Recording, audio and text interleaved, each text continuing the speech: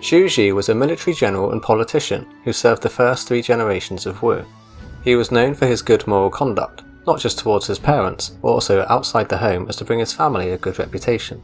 His Confucian ethics drove him to ensure that he had many male heirs, hence he adopted Shi Ran, who changed his name then and went on to become the famous Zhu Ran, who became feared throughout Wei after he defended the city of Xiangling against an enemy force about 10 times greater in size. Zhu Zhi spent the majority of his life in Wu Commandery after he had his firstborn child Zhu Cai there. As Wu did not have any recorded group of 5 generals like Shou and Wei did, Zhu Zhi has been included in the fan-created 5 Elders of Wu. He was born in the year 156 in the city of Gujiang, near the borders of Danyang, Wu and Quaji commanderies. He started his career as a county clerk under Dao Xian's governance, where he became known for his filial piety and modesty. In 172, some pro-government militias formed in Quaji, who fought against Xu Shang's rebellion. The acting major, Sun Jian, went on to gather many followers during the rebellion, so it's likely that Zhu Zhi became aware of his future lord around this time. He was soon made a prefecture official and followed Sun Jian on his rise to power.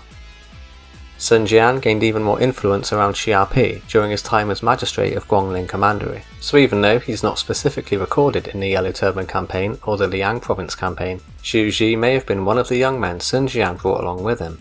In 184, when the Yellow Turbans rose up, Sun Jian brought along several young men from the Hua River region to join up with Zhu Jun's army in the fighting all over Shu province. They went on to do battle against Bo Tai's rebels in Runan Commandery, where they were initially defeated until Cao Cao and Huang Fusong arrived as reinforcements. The reinvigorated soldiers fought hard, forcing the rebels to retreat to Wan. Sun Jian placed himself in the forefront and climbed onto the city walls alone. The rest then swarmed into the city.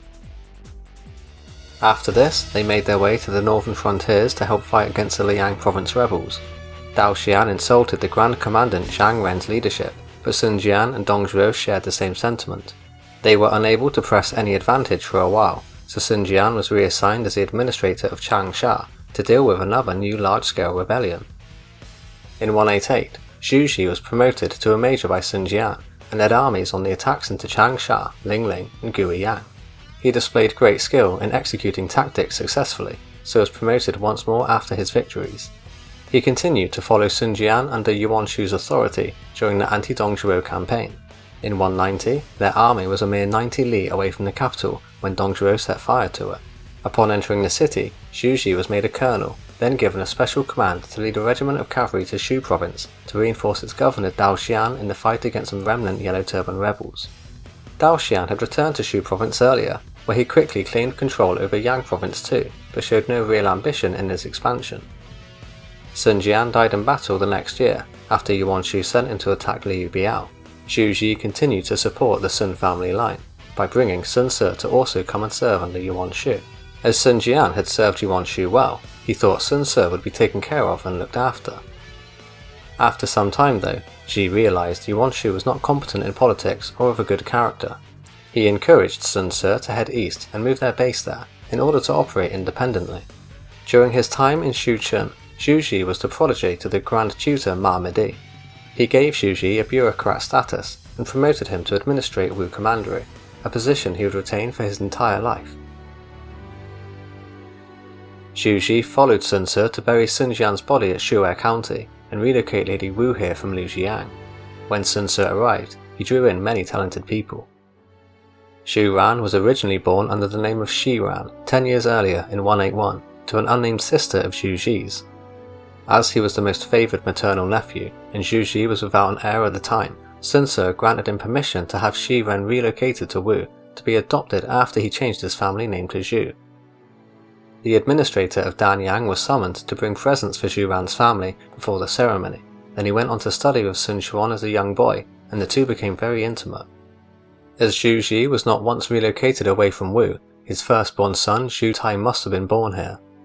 He excelled at archery and riding, plus Sun Quan especially liked him, so much so that he had one of his regular attendants follow Zhu Cai around as he played, in order to keep an eye on him. Sun Ce soon had to leave Shu'er under Yuan Shu's order to attack Liu Kang at Lujiang. At this time, Liu Yao had arrived to inspect Yang province, but feared Yuan Shu, who had claimed the title for himself. Sun Ce's uncle Wu Jing was currently at Shou waiting to assume his post in Danyang, so he welcomed Liu Yao warmly. He soon became insecure, however, because Sun Ce was still serving Yuan Shu, so he seized the lands for himself, forcing Wu Jing to flee back to Yuan Shu. Zhu Zhi was nearby, and hearing of the events, he sent people into Shou to collect Sun Ce's mother, Sun Quan, and the other younger brothers, then had them escorted westwards across the Yangzi. Zhu Zhi's deed of protecting Sun Ce's family members earned him the utmost respect from the people of Wu initially, and prestige from the royalty in the years to come. Zhu Zhi displayed great ability and talent in all of his missions, and was widely praised and admired as Sun Ce secured the entire lower Yangzi region. The Sun family had been sent west, but Zhu Zhi was still in Wu Commandery, planning to seize power from Xu Gong. Currently serving as his commandant, Zhu Zhi was his chief military advisor, so found himself in the perfect position to stage a coup. Their armies met in battle at Yushuan, where Xu Gong suffered a great defeat, and was forced to flee south to White Tiger Yan Baihu. When Sun Ce returned, Zhu Zhi submitted his forces and pledged himself to him, so Sun Ce appointed him as he assumed his role as the administrator of Wu. When Sun Quan turned 15, it was Zhu Zhi who nominated him to the Han Imperial Court as filial and incorrupt. When Sun Ce met his untimely end in the year 200, Zhu Zhi, Zhou Yu, and Zhang Zhao remained in Wu and pledged loyalty to Sun Quan, who promoted Zhu Zhi once more to the administrator of Wu Commandery. He was granted the privilege to leave and watch over his feudal landholdings he had been given, so at 46 years old he entered semi-retirement. Sun Ben and Sun Fu felt uneasy about serving Sun Quan because he was so young. They were stationed at Yuzhang, where they both contemplated surrender. Sun Fu turned himself over to Cao Cao, but had all of his titles stripped and his advisors were executed. Sun Ben was still considering surrendering, but it said that Zhu Zhi talked him out of it. In the 200s, some Yellow Turban remnants broke out in Zhou Commandery. By 202, they were defeated and captured by Zhu Zhi, but it also says he was the commandery's administrator. At this time, the area was under Shi Zhi's control, so perhaps this was just a nominal title. When Cao Cao invaded Jing province in 208, all of the south feared his might. Sun Ben was particularly scared because his daughter was married into the Cao clan.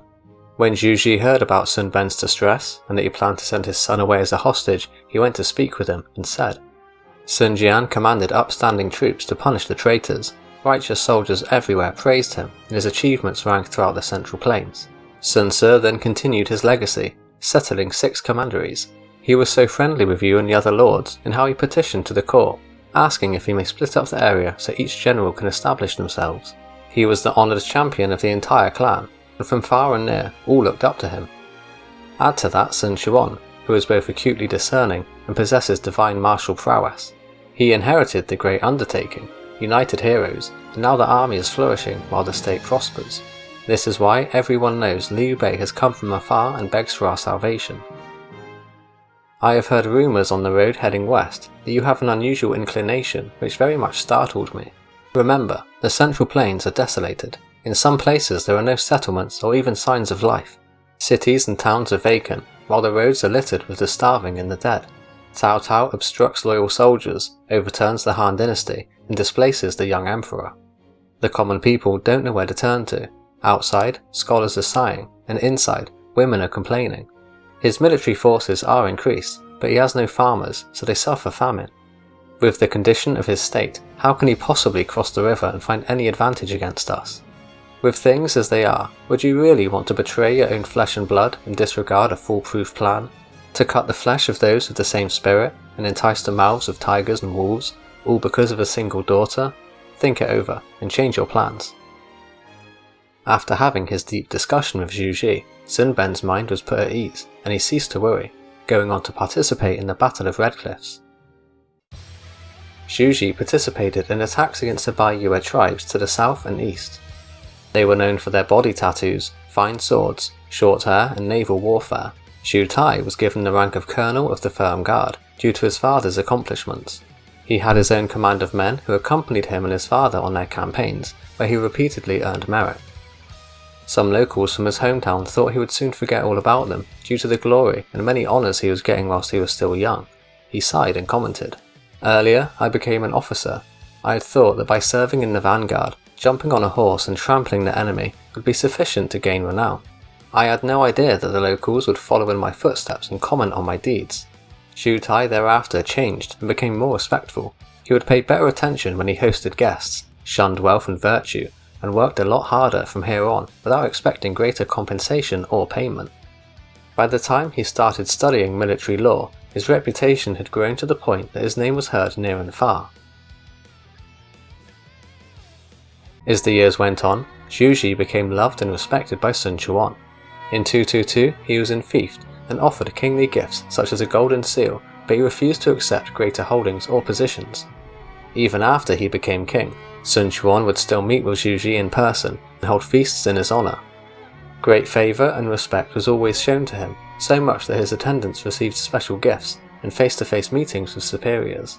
He was especially honoured in this way, but he still showed a high level of concern in how he served, which often made Sun Quan sigh. At this time, Danyang was unstable, and the people frequently rebelled. Zhu Zhi had gotten old and was longing to see the landscape of his home one more time. As such, he asked if he could return to Gujiang in order to help stabilise the Shan Yue. He was allowed to return to his hometown, where all the legitimate local elders and old friends came to pay him a visit. Despite being a wealthy noble, he lived a frugal life, so his clothing and chariot was plain and simple. He would always welcome the locals warmly with a feast, and in time, they went on to feel very honoured. Zhu Zhi went back to Wu just over a year later, and passed away at the age of 69 in the commandery he had served in for 31 years. Despite Zhu Ran being older, he was still only an adopted son. Zhu Cai inherited his father's rank, and was made a lieutenant in the same year as his father's death in 224. If you enjoyed this video, don't forget to hit that like and subscribe button, and I'll see you next time.